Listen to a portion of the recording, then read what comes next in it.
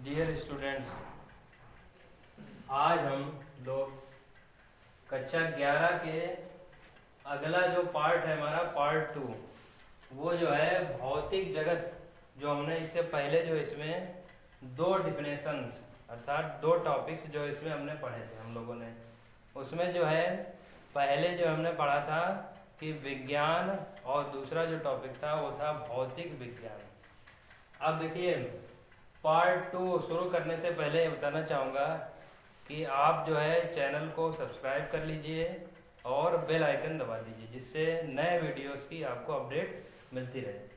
तो सबसे पहले क्या है इसमें, देखिए पहले हमने जो है दो टॉपिक बताए थे उसकी संक्षेप में थोड़ा व्याख्या करते हैं।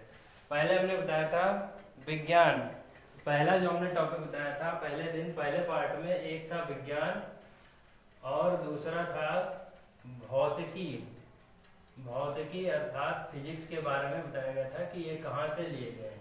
ये दो टॉपिक बताए गए थे। तो विज्ञान के बारे में बताया गया था, विज्ञान शब्द का अभिप्राय जो है किसी विशेष ज्ञान से है, और विज्ञान शब्द जो है सिंटिया नामक जो है लैटिन शब्द से लिया गया था। इसका अर्थ होता है टू नो अर्थात जानना। भौतिकी में बताया गया था कि ये ग्रीक शब्द के फ्यूजिस नामक शब्द से लिया गया है, जिसका अर्थ होता है, इसका जो फ्यूजिस का मतलब होता है वो नेचर अर्थात प्रकृति। तो ये पीछे वाले टॉपिक के बारे में ये डिस्कशन हो गया। अब आते हैं अगले पार्ट में, पार्ट 2 में।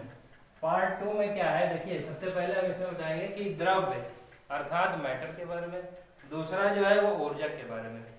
द्रव्य के बारे में जो है केमिस्ट्री में भी आपको बताया गया होगा, इससे पहले कक्षा 9 में कक्षा 10 में ये बताया गया होगा, लेकिन ये टॉपिक यहाँ पर दिया गया है। तो द्रव्य के बारे में पढ़ेंगे। देखिए द्रव्य के बारे में क्या लिखा है कि प्रत्येक वह वस्तु जिसमें द्रव्यमान है जो स्थान घेरती है तथा जिसका प्रत्यक्ष अथवा अप्रत्यक्ष रूप से ज्ञानेंद्रियों द्वारा अनुभव किया जा सकता है, द्रव्य कहलाती है। तो द्रव्य में क्या बताया गया कि प्रत्येक वह वस्तु, और द्रव्य में यह बताया गया था कि द्रव्य के जो होते हैं वो 3 भागों में इसको बांटा जाता है, ठोस, द्रव और गैस।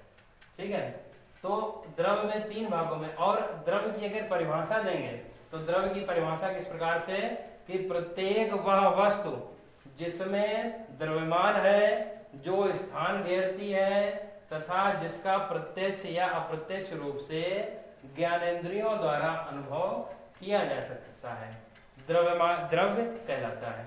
अब देखिए इसमें क्या क्या एग्जाम्पल में भी लिखा है कि पत्थर, लोहा, सोना, वायु, जल इत्यादि।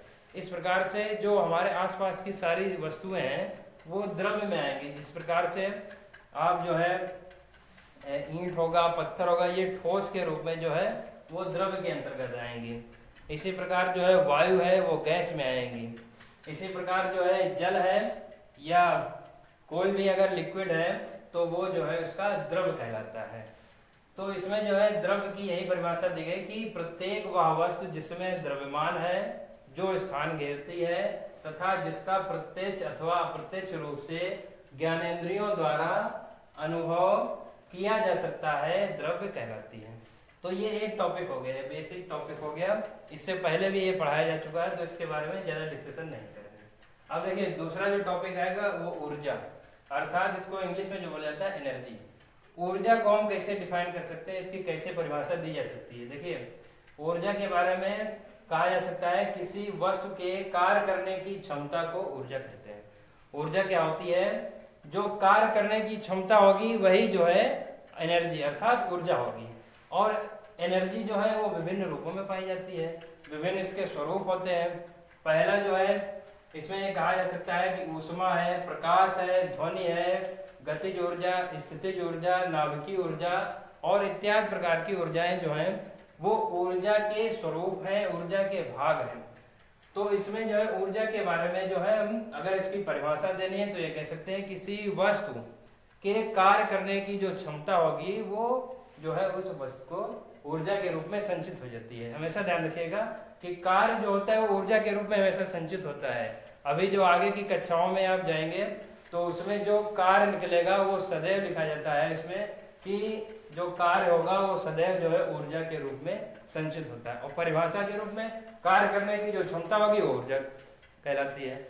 अब देखिए इसमें जो आता है आइंस्टीन की ऊर्जा समीकरण, आइंस्टीन की ऊर्जा समीकरण के बारे में इसमें बताया गया है। तो देखिए आइंस्टीन ने क्या बताया था, आइंस्टीन ने यह बताया था कि उन्होंने एक समीकरण दी, उन्होंने बताया कि जो ऊर्जा होता है वो द्रव्यमान गुणे निर्वात में प्रकाश की चाल के वर्ग के गुणनफल के बराबर होता है।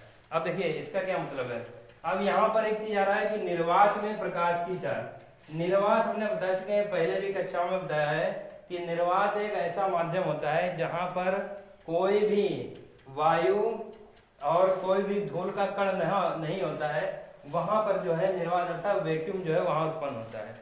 और निर्वात में जो प्रकाश की चाल है इसके बारे में बताया गया है कि निर्वात में प्रकाश की चाल सदैव, प्रकाश की बात हो रही है, प्रकाश की चाल जो होती है 3 × 10⁸ मीटर पर सेकेंड होती है।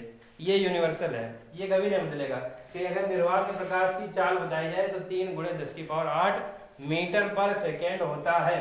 अब देखिए आइंस्टीन ने क्या बताया, आइंस्टीन ने अपनी ऊर्जा समीकरण में यह बताया है कि ऊर्जा जो होता है वो द्रव्यमान के हमेशा जो है अनुक्रमानुपाती होता है। अनुक्रमानुपाती का मतलब होता है कि ये आपस में परस्पर आपस में एक दूसरे पर निर्भर करते हैं, अर्थात द्रव्यमान जो होगा वो ऊर्जा पर निर्भर करेगा और ऊर्जा जो होगी वो द्रव्यमान पर निर्भर करेगी। ये चीज यहाँ पर समझने वाली है कि इससे पहले आइंस्टीन से पहले जो है ऊर्जा के बारे में ऐसा कथन किसी ने नहीं दिया था कि ऊर्जा जो है द्रव्यमान पर निर्भर कर सकती है और द्रव्यमान जो है ऊर्जा पर निर्भर कर सकता है। लेकिन उन्होंने अपने प्रयोगों के आधार पर यह बताया कि जो ऊर्जा होगी, कोई भी ऊर्जा है और ऊर्जा होगी वो उसके द्रव्यमान के अनुक्रमानुपाती। अनुक्रमानुपाती का मतलब क्या होता है, देखिए समझिए यहाँ पर इसका अगर हम भौतिकी में निकालेंगे तो E जो है वो किसके अनुक्रमानुपाती होगा, M के, और E जो होगा वो अनुक्रमानुपाती होगा c² के। अब देखिए यहाँ से क्या कॉन्सेप्ट निकलता है, इसका मतलब ये होता है, ये अनुक्रमानुपाती निशान का, कि द्रव्यमान जैसे जैसे बढ़ेगा वैसे वैसे ऊर्जा बढ़ेगी। इसका मतलब क्या होगा, इसका मतलब ये होगा कि प्रकाश का जो चाल होगा वो उसके वर्ग में जैसे जैसे बढ़ेगा वो उसकी जो है किसी भी वस्तु की ऊर्जा भी उतनी अधिक होगी। तो ये समझ लीजिए आइंस्टीन ने ये बताया है कि जो है ऊर्जा और द्रव्यमान जो है परस्पर एक दूसरे पर निर्भर कर सकते हैं, पहली चीज।